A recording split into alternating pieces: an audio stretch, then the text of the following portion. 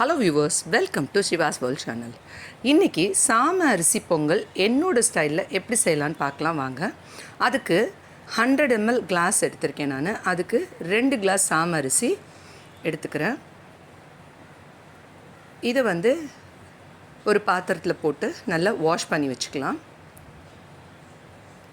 2 class சாம அரிசிக்கு 1 class பாசிப்பருப்பு நம்ம எடுத்துக்கிறோம். அதே 100 ml கிளாஸ் 1 கிளாஸ் பாசிப்பருப்பு எடுத்து அதை கொஞ்சம் லைட்டாக வதக்கி எடுத்துக்கலாம். ரொம்ப பொன்னிறமாக வதக்கணும்னு அவசியம் இல்லை, லைட்டாக வதக்கி எடுத்துக்கலாம்.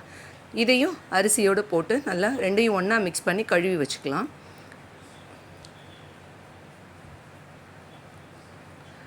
இப்போது 1 கிளாஸ் சாம அரிசிக்கு 3 கிளாஸ் தண்ணி ஆட் பண்ண போகிறேன். இப்போ நான் 2 கிளாஸ் சாம அரிசி எடுத்துருக்கிறதுனால 6 கிளாஸ் தண்ணி நான் ஆட் பண்ணுறேன். அப்புறம் பருப்புக்கு தேவையான அளவு 3 கிளாஸ் ஆட் பண்ண போகிறேன். ஸோ மொத்தமாக 9 கிளாஸ் 9 கிளாஸ் வாட்டர் ஆட் பண்ணியிருக்கேன். 9 கிளாஸ் வாட்டர் ஆட் பண்ணியிருக்கேன். இந்த தண்ணி கொஞ்சம் கொதித்து வந்த உடனே நம்ம வாஷ் பண்ணி வச்சுருக்கிற சாம அரிசியும் பாசிப்பருப்பையும் இதில் ஆட் பண்ணிடலாம். இப்போ இதில் ஆட் பண்ணதுக்கப்புறம் நம்ம என்ன பண்ண போகிறோம், ஒரு ஸ்பூன் ஒரு டீஸ்பூன் நெய் இதில் ஆட் பண்ணிக்கலாம். நல்லா வாசனையாக இருக்கும். இப்போ பொங்கலுக்கு தேவையான அளவு உப்பு ஆட் பண்ணிக்கலாம்.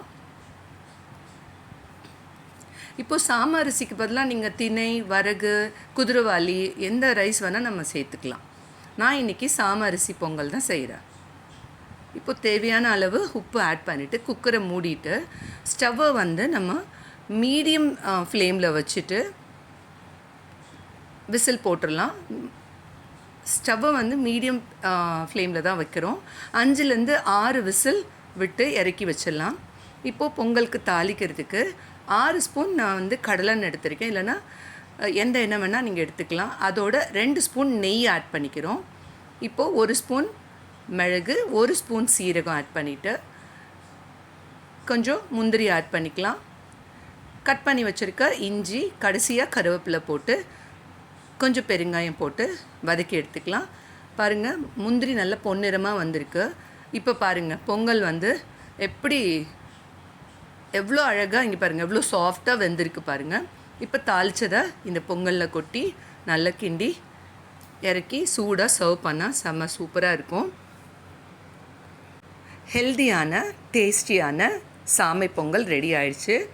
நீங்களும் இதே மாதிரி ட்ரை பண்ணி பார்த்துட்டு என்னோட சிவாஸ் வேர்ல்ட் சேனலை மறக்காமல் சப்ஸ்கிரைப் பண்ணுங்கள், லைக் பண்ணுங்கள், கமெண்ட் பண்ணுங்கள். நெக்ஸ்ட் வீடியோவில் பார்க்கலாம். தேங்க்யூ.